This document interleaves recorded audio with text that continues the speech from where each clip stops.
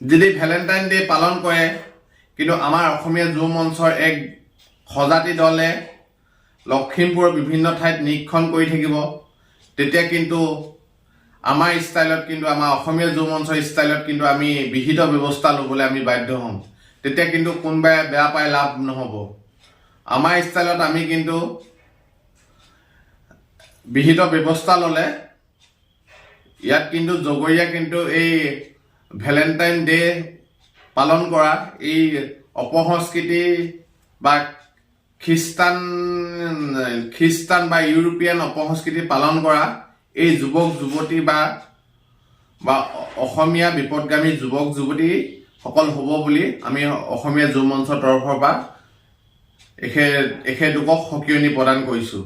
অহা 14 ফেব্ৰুৱাৰীত যি সৰস্বতী পূজা আছে আৰু লগতে এটা বিজতৰীয়া অপসংস্কৃতি আমাৰ অসমত প্ৰৱেশ কৰিছে।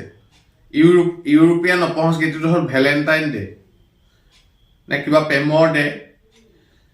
এইটো নামৰ এই সকলো আমাৰ ছাত্ৰ ছাত্ৰী বা সকলোৱে সৰস্বতী পূজাটো সুচাৰুৰূপে ভক্তিভাৱে আয়োজন কৰক, কিন্তু আমি ভেলেণ্টাইন ডে যাতে আয়োজন নকৰে সকলোলৈ আমি আহ্বান জনাইছোঁ, সকলো ছাত্ৰ ছাত্ৰী বা যুৱক যুৱতীলৈ। কাৰণ ভেলেণ্টাইন ডেটো এটা পাশ্চাত্য বিজতৰীয়া অপসংস্কৃতি, যিটোৱে আমাৰ সমাজখনক ধ্বংস আৰু কেঞ্চাৰ ৰূপত অধপতনলৈ লৈ যাব।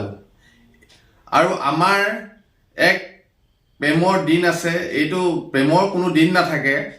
প্ৰকৃতিগতভাৱে আমাৰ অসমীয়া মানুহৰ বহাগ মাহটো আছে, বহাগ বিহু আছে। তেতিয়াই মানুহৰ বিভিন্ন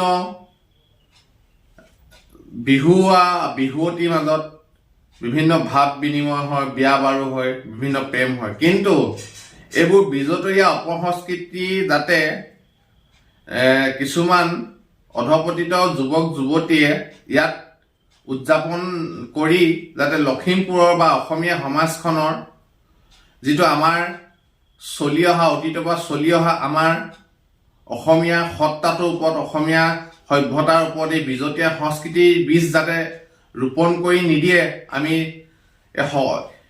যিসকলে ভেলেণ্টাইন ডে পালন কৰিম বুলি ভাবি আছে তেওঁলোকক সকিয়নি প্ৰদান কৰিছোঁ।